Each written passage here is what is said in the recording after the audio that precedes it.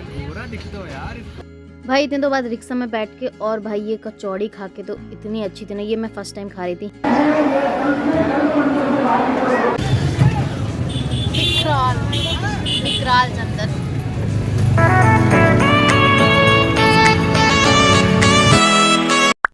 सो hi guys, hello, कैसे हैं आप सब और स्वागत है आप सभी का शैल की लॉन्ग फॉर्म कंटेंट में। और हम जा रहे हैं सतना टू मथुरा। तो सबसे पहले मैं बता दूं कि हम जा रहे थे रात में महाकौशल से, और सारी डिटेल दूंगी मैं ताकि आपसे गड़बड़ी नहीं हो, कुछ जो हमसे गलती हुई वो आपसे ना हो। तो रात में सोडा पी के मैं सीधे सो गई थी और नींद खुली तो हम पहुंच गए थे मथुरा। और चेहरे पे एक्साइटमेंट तो आप देख ही रहे होगे, भले मैं नींद से उठी हूँ। तो सामान वामान लेके हम सीधे पहुंच गए रेलवे स्टेशन प्लेटफॉर्म नंबर 2 पे। और भाई मतलब मैं तो बहुत ही ज़्यादा खुश थी, क्या बताऊँ, इतने दिनों से मन था और हम वहाँ पहुँच गए श्री जी के दर्शन करने के लिए।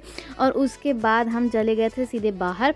और बाहर जाते ही ना आपको बहुत लोग बोलेंगे यहाँ ले चलेंगे वहाँ ले चलेंगे, किसी की बात नहीं सुनना। 20 रुपीज़ पर पर्सन सवारी में आप सीधे होटल ढूंढने चले जाना मथुरा रेलवे स्टेशन के बाहर। और अगर आपका रिलेटिव रहता है कोई तो बहुत अच्छी बात है, पर हम तो सिर्फ दर्शन करने के उद्देश्य से गए थे। तो सबसे पहले हमने होटल ढूंढी। और मैं आपको बता दूं कि 12 से 4 सारे मंदिर बंद रहते हैं, तो उसके पहले ही हम सोच रहे थे कि 12 बजे तक घूम लेते हैं, शाम को 4 बजे के बाद जाएंगे। तो सबसे पहले होटल में हम रुके, फ्रेशन अप अच्छे से हुए, उसके बाद नहा धो के रेडी होके थोड़ी सी कचौड़ी खा ली। अब यार मथुरा आया हो तो कचौड़ी तो खाना बनता है, इनकी हींग वाली कचौड़ी।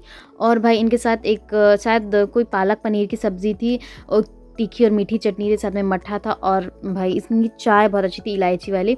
वैसे पता नहीं क्यों मुझे इलायची वाली चाय उतनी पसंद नहीं, पर यहाँ की चाय काफ़ी अच्छी थी। साथ में मटरी वटरी जो घर से लेके गए थे वो हमने सब खा लिया, थोड़ा सा पेट पूजा कर ली।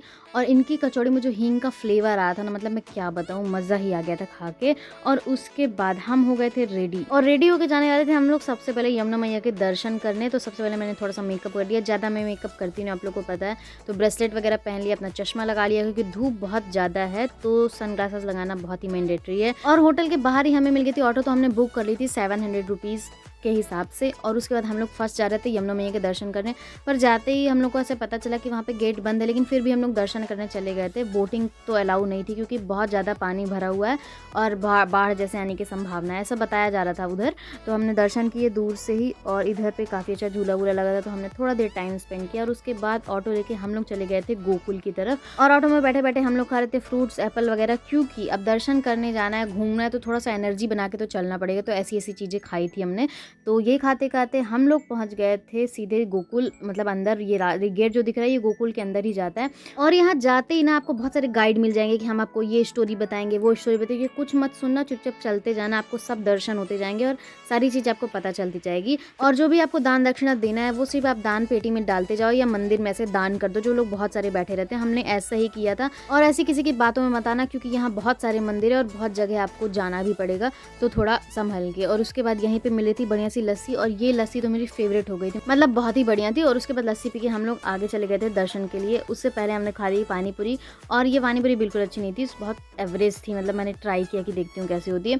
फिर हम लोग चले गए थे नंद यशोदा महल। और पूरे गोकुल में ही आपको कृष्ण जी की लीला का वर्णन मिल जाएगा कि कृष्ण जी ने कैसे अपना बचपन गोकुल में बिताया। तो दर्शन करते हुए देखते हुए जाना। और वापस आए तो ऑटो वाले ने हमसे दो बहसबाजी कर दी, तो फिर हमने दूसरी ऑटो चेंज कर ली।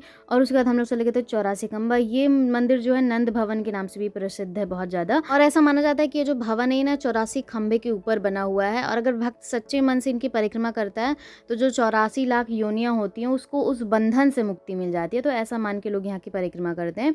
फिर हमने थोड़ा बहुत सोडा पिया, लस्सी पी दोबारा, और फिर चले गए थे स्वामी चिंतामण महाराज के दर्शन करने के लिए। ये मंदिर तब से प्रसिद्ध है जब नंद बाबा कृष्ण जी को मथुरा लाए थे, मथुरा से गोकुल लाए थे, तब उन्होंने अपने घर और कृष्ण जी की रक्षा के लिए महादेव जी से आराधना की थी।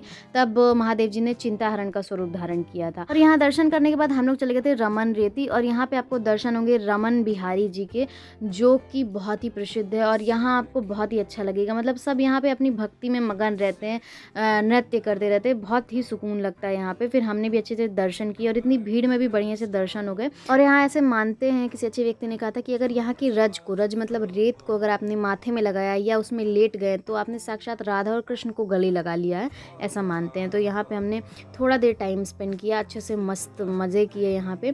और बस हम लोग चले गए बाहर और हम लोग यहाँ से जाने वाले थे द्वारिकाधीश मंदिर, क्योंकि जब सुबह हम गए थे तो वो बंद हो गया था और अब शाम के 4 बज चुके हैं, तो हम डायरेक्ट वहीं पे जाएंगे। तो ये है मथुरा का पूरा मेन मार्केट और यहाँ पे बैरिकेड लगा है तो ज़्यादा अंदर ऑटो जाती नहीं है। और उसके बाद हमने जाते ही सबसे पहले यहाँ पे खाए मोमोज़, क्योंकि यार भूख बहुत तेज़ लगी थी और कुछ अच्छा भी खाना था।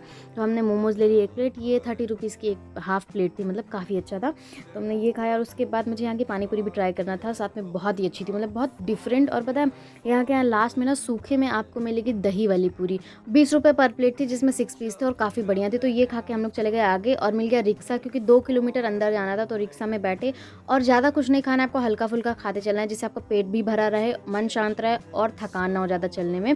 फिर हम अंदर गए और हमारे अच्छे से द्वारिकाधीश जी के दर्शन हुए। यहाँ का ऐसा है कि द्वारिकाधीश यानी जो श्री कृष्ण जी हैं उनको द्वारिका के राजा के रूप में स्थापित किया था, इसलिए यहाँ की भी बहुत मान्यता है। और यहाँ बहुत ज़्यादा भीड़ होती है, बहुत लंबी लाइन लगती है, लेकिन हमारे अच्छे से दर्शन हो गए थे। और बाहर आके हमने यहाँ की फेमस चाट, राज कचौड़ी जैसी कुछ चीज़ें ट्राई की थी, जिसमें हमने ली थी आलू टिक्की, राज कचौड़ी और साथ में दही पापड़ी, मतलब दही वाली पूरी, जो कि काफ़ी अच्छी थी। आलू टिक्की थोड़ा मुझे बहुत ज़्यादा स्पाइसी लगी, अगर आप स्पाइसी लवर हो तो आपको पसंद आएगा।